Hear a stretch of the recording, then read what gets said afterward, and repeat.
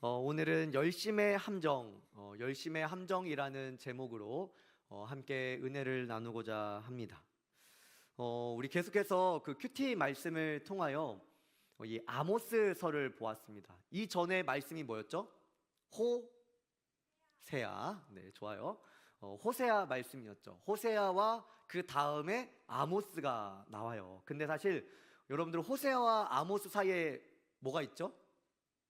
원래는 성경책 한번 봐볼래요? 예, 요엘이 뭐예요? 요엘. 노엘 아니고 요엘 선지자잖아요. 근데 왜 여러분들 우리가 큐티하고 있는 큐티에 왜 호세아 다음에 요엘이 안 나오고 아모스가 나왔을까요? 전혀 그런 생각 안 해봤죠? 그치, 원용아? 정신 차리고 이제 시작이니까. 이게 왜 그러냐면 호세아와 아모스 선지자가 동시대의 선지자이기 때문이에요. 다시 한번 얘기할게요. 호세아와 아모스 선지자가 동시대의 선지자이기 때문에 호세아 다음에 지금 아모스가 나오는 거예요. 그러니까 제가 앞선 호세아 말씀을 이게 한 번밖에 못 전했는데 어쨌든 한 번의 말씀을 통해서 제가 말씀드렸던 게 이 호세아 선지자의 그 시대적인 배경에 대해 말씀드렸어요. 그럼 아모스 선지자 때도 그 시대적인 배경이 어떨까요? 다를까요? 같을까요? 같겠죠. 같은 거예요. 그런 상황에서 우리가 함께 이 아모스서를 보고, 그런데 뉘앙스는 좀 달라요. 호세아의 그 주된 메시지는 그 결혼 생활이었죠. 하나님, 그러니까 호세아와 이 음란한 여인 고멜의 이 결혼 생활, 어떻게 보면 불행한 이 결혼 생활을 하나님과 하나님의 백성으로 비유를 해서 하나님과 하나님의 백성과의 관계를 결혼한 관계로 표현을 한 거예요. 그렇죠?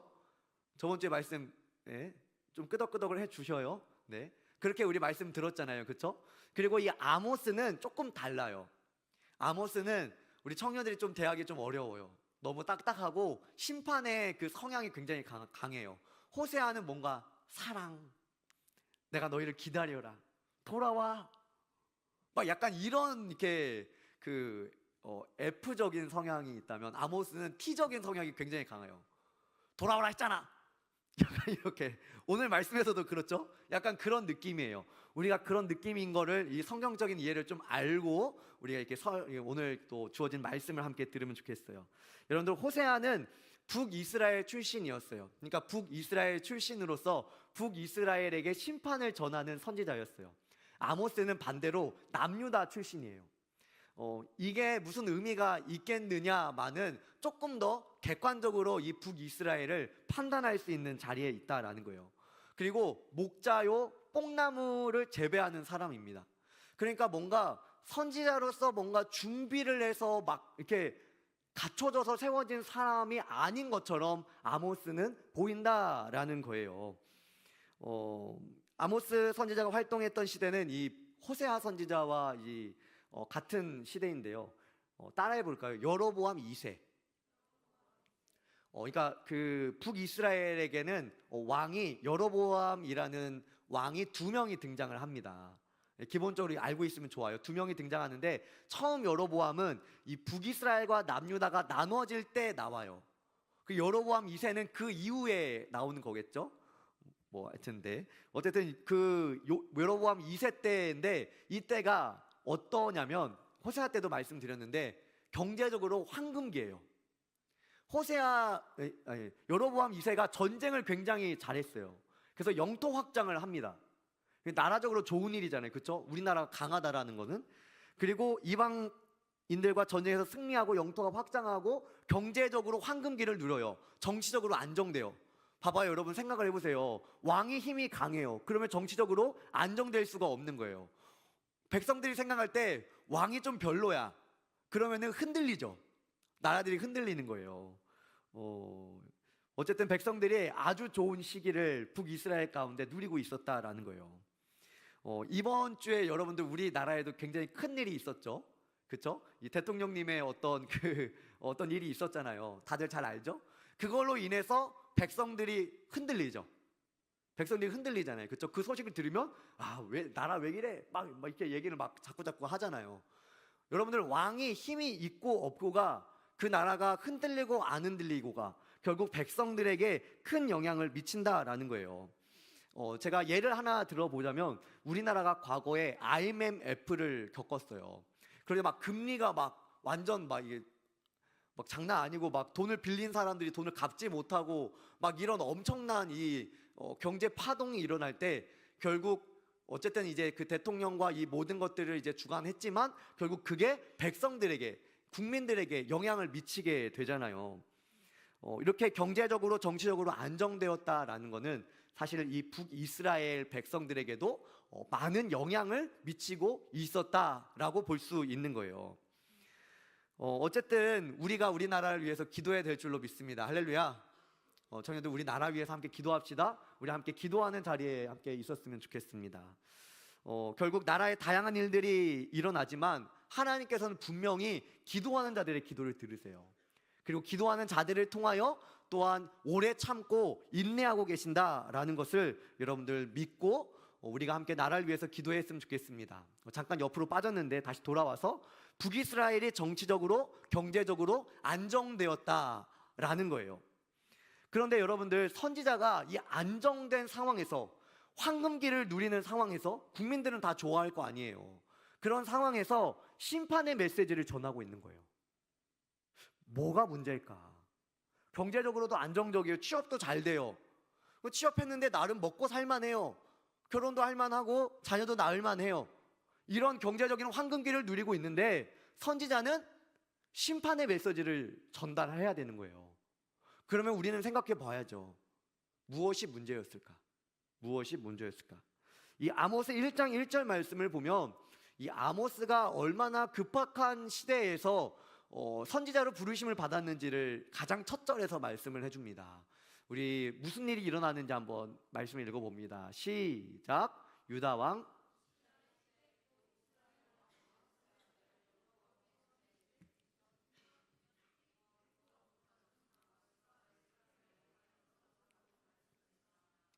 무엇 2년 전이래요? 무엇 2년 전이요? 그러니까 지진이 나기 2년 전이라는 거예요. 그러니까 아모스가 왜 이렇게 심판의 메시지를 뭔가 우르고 달래도 되는데 우르고 달래도 되잖아요. 그래도 말을 들을 수 있잖아요. 그런데 시간이 없는 거예요. 시간이 없는 거야 아모스에게는. 지진이 나기 2년 전에 아모스가 받은 말씀이다라는 거예요. 지진이 나기 2년 전이다. 그래요. 그래서 아모스 1장부터 6장까지는 이제 아모스가 하나님께 들은 거를 전하고 이 7장부터 9장까지는 환상으로 본 것을 전하게 됩니다. 앞서 저는 계속해서 강조하고 있는 건 이거예요. 경제적으로 정치적으로 안정되고 풍요로운 시대였다라는 거예요. 그러면 백성들의 앞에서 제가 말씀드렸죠. 그럼 도대체 무엇이 문제이길래 심판의 메시지를 전하고 있을까?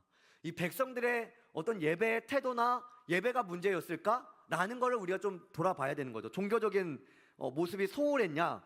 그러지 않아요. 그러지 않아. 아모스 4장 4절로 5절의 말씀에는 이들이 얼마나 많이 하나님께 제사를 드리고 지금으로 얘기하면 예배를 드리고 또한 얼마나 많은 하나님께 헌금을 드렸는지에 대해서 말씀을 하고 있는 거예요. 우리 함께 읽어봅니다. 4절 5절 두 절이에요. 시작. 너희는 베델에 가서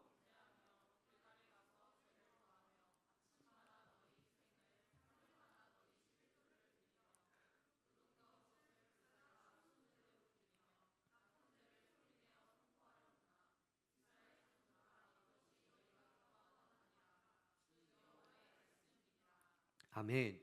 여러분 이 당시에 이 북이스라엘 경제적으로 황금기를 누리고 있는 여로보암 2세 때의 북이스라엘 아모스가 호세아가 선지자로 활동하고 있었던 그 시기에 그 백성들의 종교적인 모습이 어떠했느냐, 예배에 대한 모습이 어떠했냐,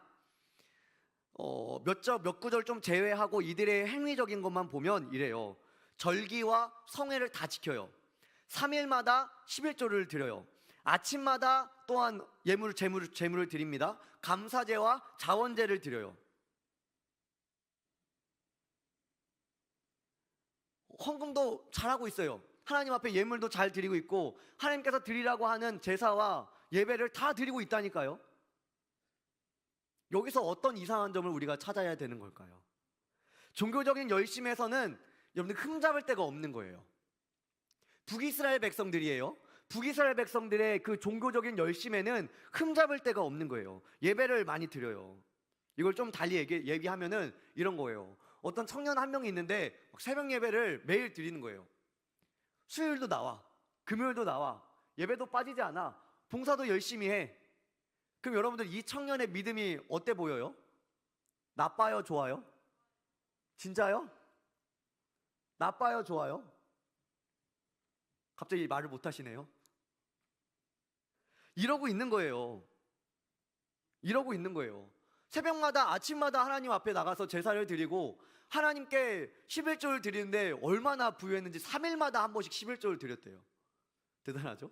3일마다 한 번씩 11조를 드리고 예물을 드리고 가장 좋은 소와 양을 잡아서 하나님께 제사를 드리는 사람들이 여로보암 2세 때의 북이스라엘 사람들이었더라고요.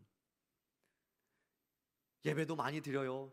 예물도 많이 드려요. 얼마나 믿음이 좋아 보입니까? 그런데 사실 우리가 예배를 많이 드리면, 예물을 많이 드리면 믿음이 좋은 사람인가? 물론 쉬운 일은 아니에요. 쉬운 일은 아닌데 믿음이 좋은 사람인가? 봉사를 많이 하면 그런가? 여러분들 그거 아세요? 고개 들어봅시다. 여러분들 새벽 예배 우리나라만 있는 거 아세요? 외국에 가서도 있어도 한인교회예요, 대부분이. 그러니까 예를 들어서 예배 횟수만 가지고 보잖아요? 그러면은 한국 사람들이 믿음 제일 좋아요. 예배 횟수만 가지고 보면은 믿음이 진짜 좋다니까요. 예배 진짜 많이 드린다니까요. 그런데 이런 걸로 우리의 신앙의 척도를 볼 수가 있을까라는 거예요. 하나님께서 예배 횟수로 여러분들 신앙의 척도를 본다면 우리나라뿐만 아니라 저기 아프리카에도 새벽 예배가 있어야죠. 그렇죠? 미국에도 새벽 예배가 있어야 되는 거겠죠. 그런데 우리나라에만 있다니까요. 물론 여러분들 새벽을 깨워서 기도하는 일이 참 도움이 많이 됩니다. 그리고 저도 대부분의 기도의 시간을 새벽에 하고 있어요. 왜냐하면 저녁에는 약속도 많이 있잖아요. 그러다 보니까 사실 저녁 기도를 우리가 작정을 해도 사실은 유혹을 받을 때가 되게 많아요. 근데 새벽에 약속 잡은 사람이 있어요. 새벽 5시에 약속 잡아본 사람. 저랑 잡을래요? 더 안 되죠? 저랑 잡잖아요. 네. 어쨌든 여러분들 새벽 5시에 약속 잡는 사람 별로 없잖아요. 그래서 사실 새벽 기도를 하는 거예요. 기도의 시간을 확보하기 위해서. 어쨌든 우리가 이것만으로 신앙이 좋다 안 좋다 보기가 어렵다 이거예요. 수요 예배도 금요 예배도 봉사도 마찬가지죠. 물론 은혜를 사모하는 자들에게는 하나님은 은혜를 더 부어주십니다. 하나님은 또 모이기를 패하지 말라라고 말씀하셨죠. 이 말은 뭐예요? 모이라는 거예요? 모이지 말라는 거예요? 모이라는 거예요. 두세 사람이 모인 곳에 내가 너희와 함께 하겠다 말씀하셨죠. 너희들이 두세 사람이 모여서 하나님을 찾고 하나님께 기도하고 부르짖으면 하나님께서 그곳에 너희와 함께 있겠다라고 말씀하셨어요. 그래서 우리는 모하기를 패하는 어떤 자들의 습관을 따르지 아니하고 오직 하나님의 뜻을 따라 자꾸만 모이고 함께 기도하는 일에 힘써야 된다라는 거예요.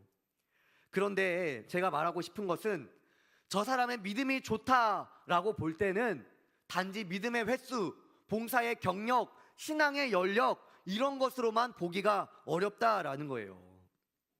왜 그러냐면 오늘 북이스라엘 사람들의 그 종교적인 열심을 보면 믿음이 좋거든요. 그런데 선지자는 심판의 메시지를 전하고 있는 거예요. 여러분들 생각을 해보세요.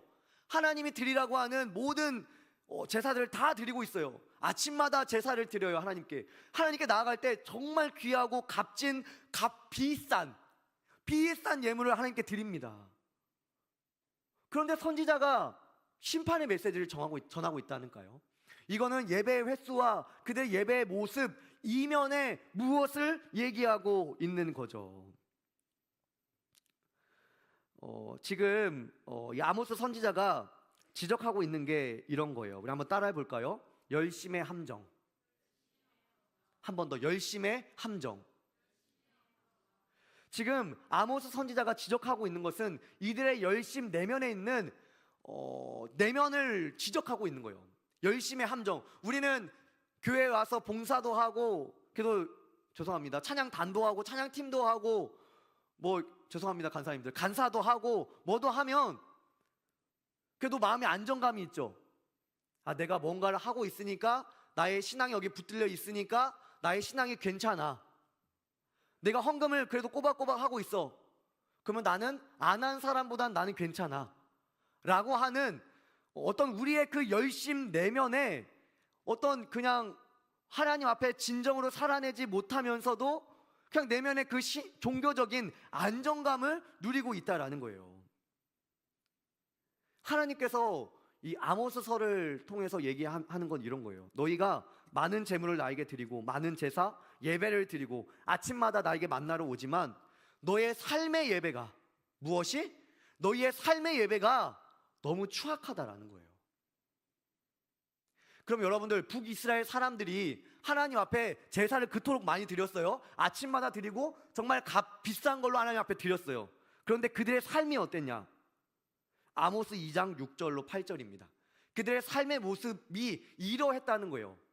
우리 한번 크게 같이 읽습니다. 시작. 여호와께서 이와 같이 말씀하시되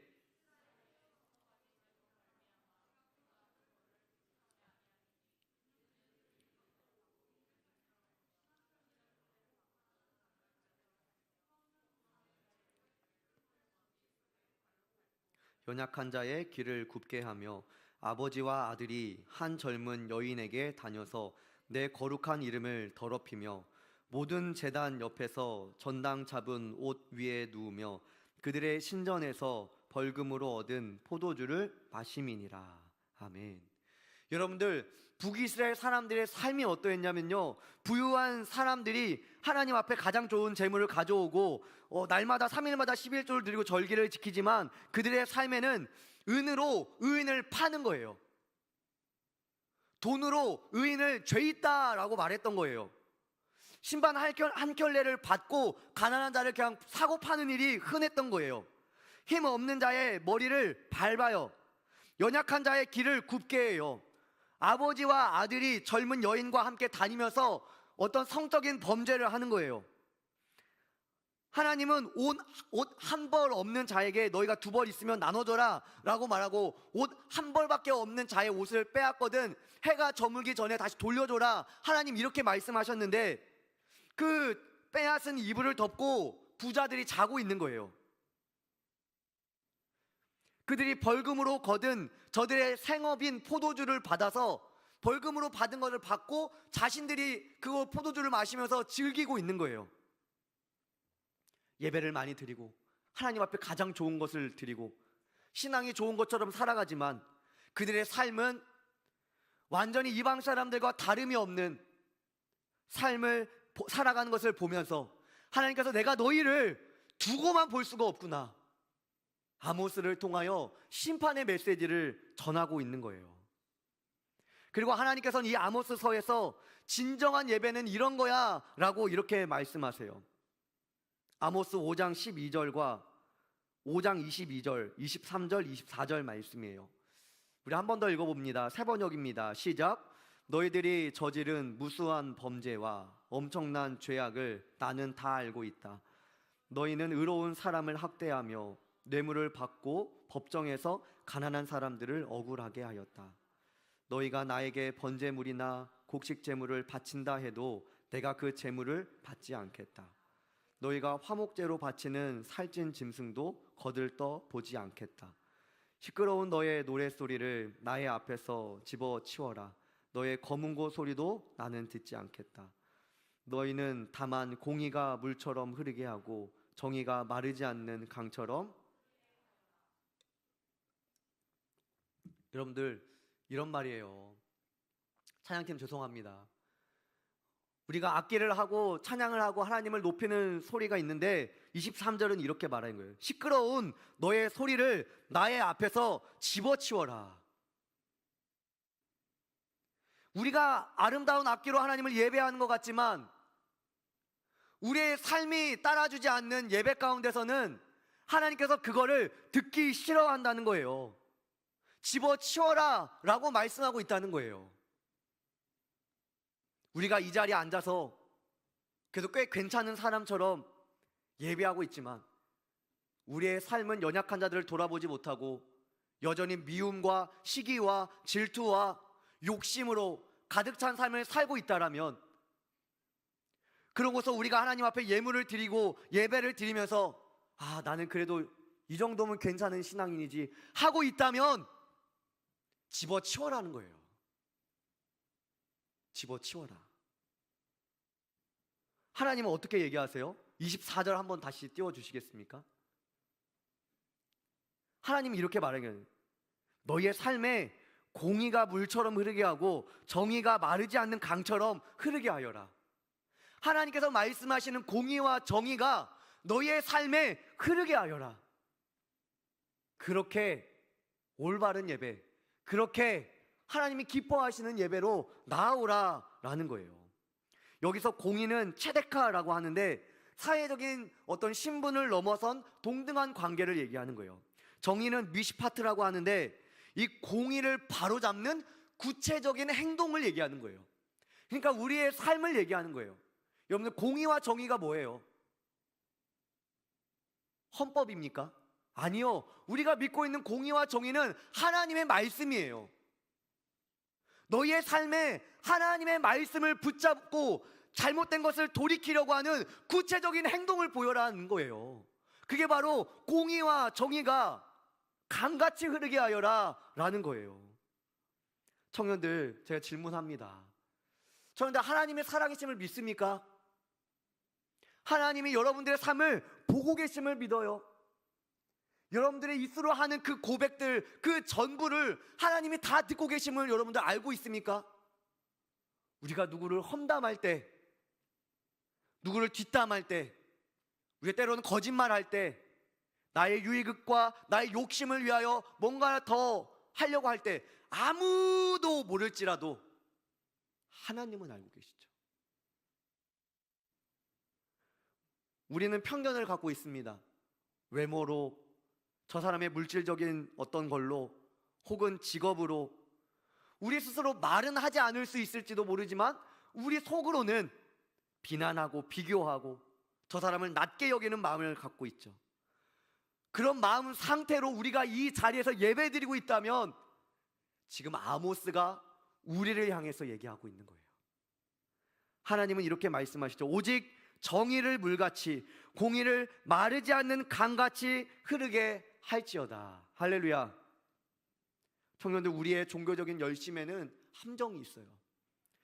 그게 너무 나쁘다라고만 얘기하는 게 아니에요. 물론 종교적인 열심을 내는 것도 참 귀합니다. 그러나 우리가 종교적인 활동을 하면서 스스로 알아지고 깨달아지는 게 있죠. 그리고 우리는 이제 교사 권면도 하고 이렇게 한다고 하는데, 우리는 사실 여러분들 봉사할 때 여러분들 어떻게 합니까? 권면이 들어오면 기도해보고 정말 하나님께서 하나님의 마음을 구하고 여러분들은 합니까? 아니면 그 공동체 안에 좀 나랑 좀 친한 사람이 있고 괜찮은 사람들이 있으면 더 그걸 하고자 합니까? 여러분들은 지금 이 시간 나에게 있는 하나님의 뜻이 중요합니까? 나의 감정과 마음과 관계와 이것이 더 먼저 되고 있습니까?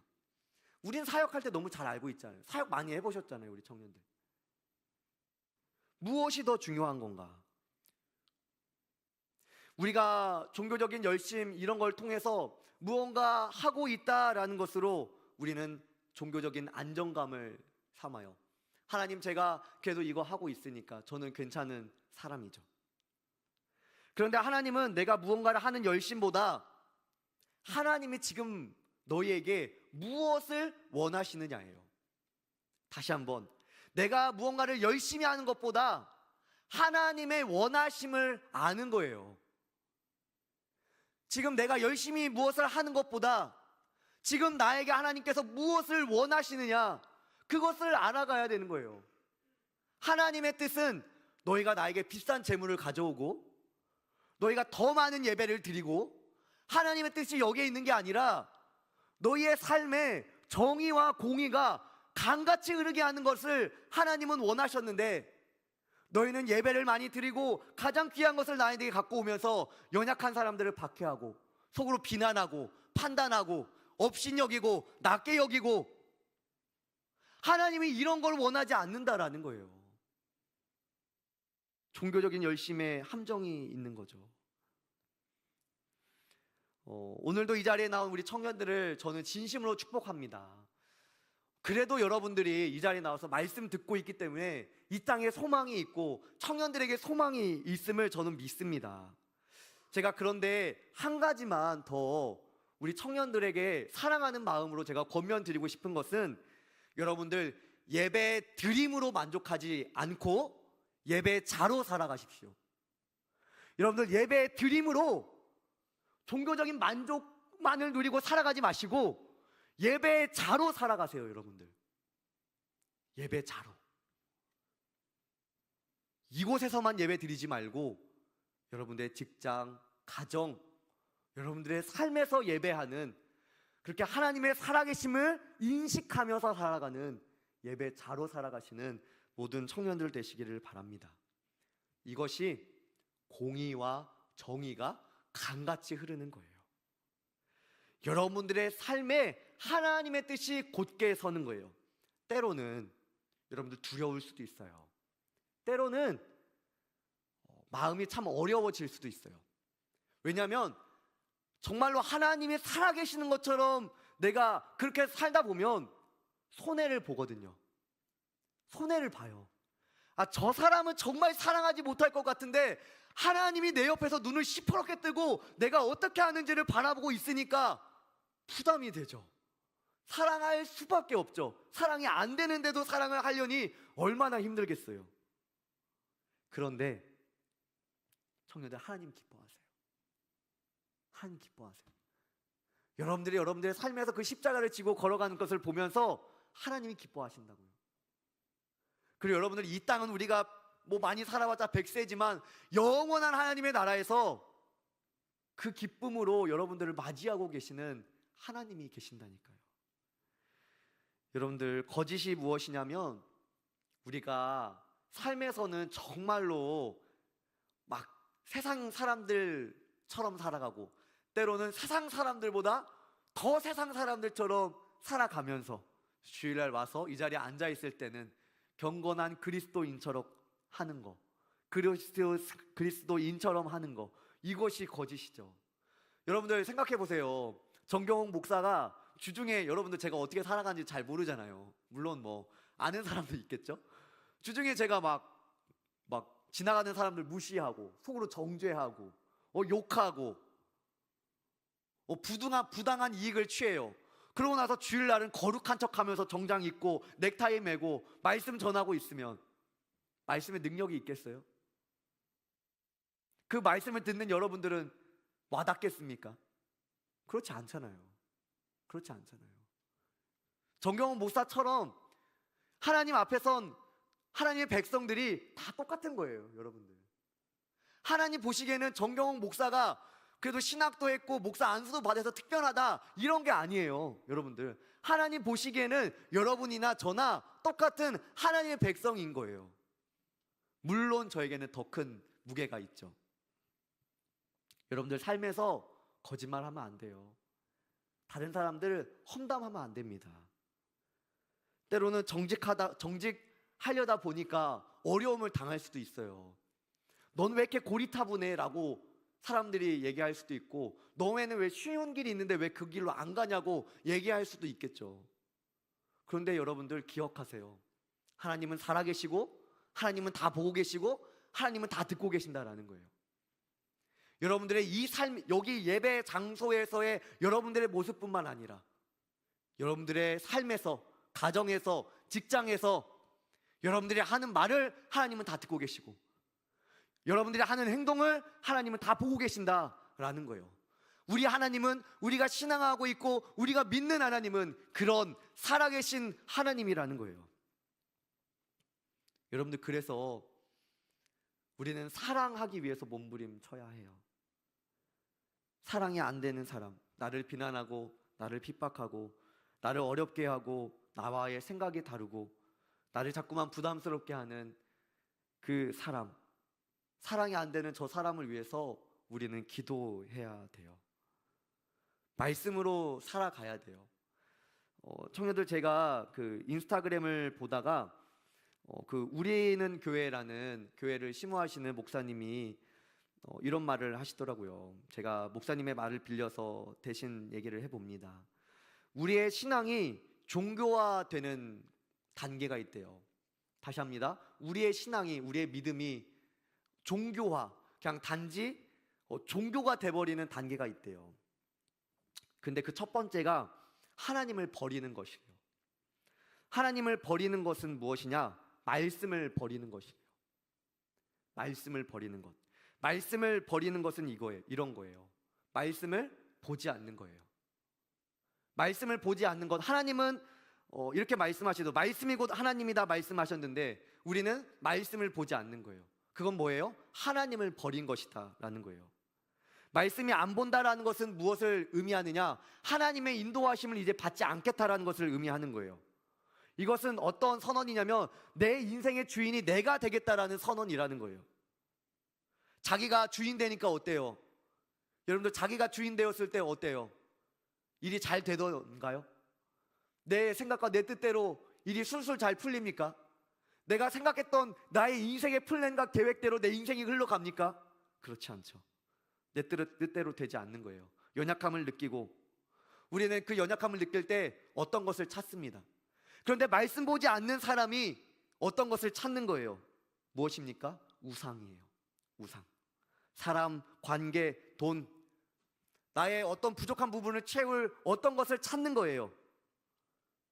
그리고 오랫동안 신앙생활하는 사람들은 그런 것을 우상, 하나님으로 여겨버린대요. 여러분들, 요즘에는 하나님이 아닌 하나님을 찾는 기도가 너무 많다고 합니다. 다시 한번, 하나님이 아닌 하나님을 찾는 기도가 너무 많다라는 거예요. 교회 안에서 그렇다고 합니다. 왜 그럴까요? 말씀을 덮고 믿으니까 그래요. 여러분들, 제가 자꾸만 큐티 하는 이유가 있습니다.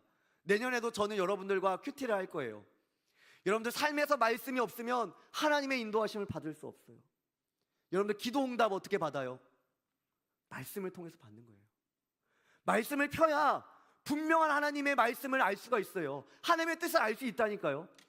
기도만 해서 기도 응답을 받는 게 아니에요, 여러분들. 기도함과 동시에 말씀을 펴고 하나님의 성품과 하나님의 마음과 하나님의 뜻과 계획과 하나님께서 이 성경 안에 있는 사람들에게 어떻게 일하셨는지를 우리는 말씀을 통하여 알 수 있는 거예요. 그래서 여러분들, 우리는 말씀으로 살아야 돼요. 말씀으로 살지 않고는 우리의 삶의 예배자로 살 수 없어요. 우리의 삶에 정의와 공의가 하수처럼, 강물처럼 흐르게 할 수 없어요. 말씀이 아니고는. 우리 자리에서 일어나 볼까요?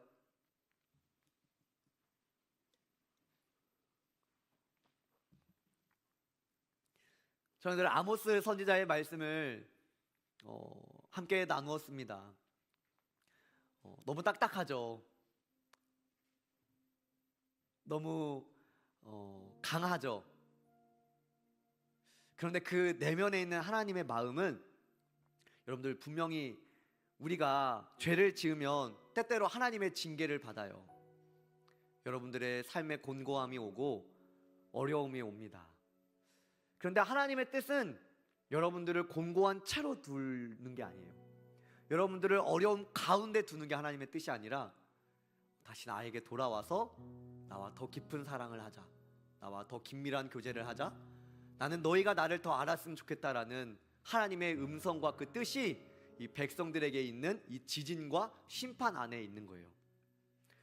여러분들, 그 하나님의 마음을 알았으면 좋겠습니다. 이 시간에 우리 찬양할 때에 괜찮으면 우리 1절은 우리 피아노로만 찬양을 했으면 좋겠어요. 마음의 예배라는 찬양인데요, 여러분들, 하나님을 예배할 때 우리의 지정의로 다 예배할 수 있어요. 우리가 예배 가운데 우리의 감정이, 또한 우리의 지식이, 우리의 의지적인 행동을 통해서 우리는 은혜를 받을 수 있는데, 이 시간에 조금은 우리의 감정을 좀 배제하고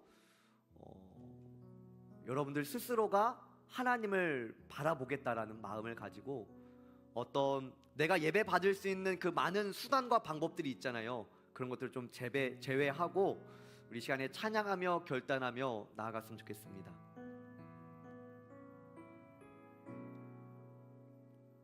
찬양의 열기. 찬양의 열기 모두 끝나면 주 앞에 나와 더욱 신실한 더욱 진실한 예배드리네 주님을 향한 노래 이상의 노래 내 맘 깊은 곳에 주께서 원하신 것 화려한 음악보다 뜻없는 열정보다 중심을 원하시죠. 주님께 드릴 마음의 예배 주님을 위한 주님을 향한 노래 중심 잃은 예배 내려놓고 이제 나 돌아와 주님만 예배해. 우리 2절을 한 번 더 고백합니다. 영원하신 왕 영원하신 왕 표현치 못할 주님의 존귀 가난할 때도 연약할 때도 가난할 때도 연약할 때도 주의 모든 것 노래 이상의 노래 내 맘 주께서 원하신 것 화려한 음악보다 화려한 음악보다 뜻없는 중심을 원하시죠. 주님께 드릴 맘의 예배 주님께 드릴 맘의 예배 주님을 향한 중심 잃은 예배 내려놓고 이제 나 돌아와 주님께 드릴 맘에 주님께 드릴 맘의 예배 주님을 위한 주님을 향한 노래 중심 잃은 예배 내려놓고 이제 나 돌아와 주님께 드릴 맘의 예배 주님께 드릴 이것은 우리의 중심을 드리는 겁니다. 주님을 위한 주님을 향한 노래 중심 잃은 예배 내려놓고 이제 나 돌아와 주님만 예배해요. 이 시간에 기도하며 나아갈 때에 여러분들의 중심을 드리는 기도였으면 좋겠습니다. 정말 여러분들의 진실한 고백이었으면 좋겠습니다. 여러분들 우리가 지금 결단한다고 또 무너질 수도 있겠죠. 그런데 무너질 것을 걱정하느라 안 하는 것보다 여러분 다시 무너질지라도 우리가 다시 한번 해보고 결단하며 나아갔으면 좋겠습니다. 이 시간에 결단할 때에 하나님 우리가 삶의 예배자로 살겠습니다. 정말로 우리의 입술과 우리의 행동을 하나님께서 나를 살아계셔서 나를 지켜보는 것처럼 그렇게 살아가겠습니다. 우리 이 시간에 그러한 마음을 가지고 함께 기도하며 나아갑니다. 기도합니다.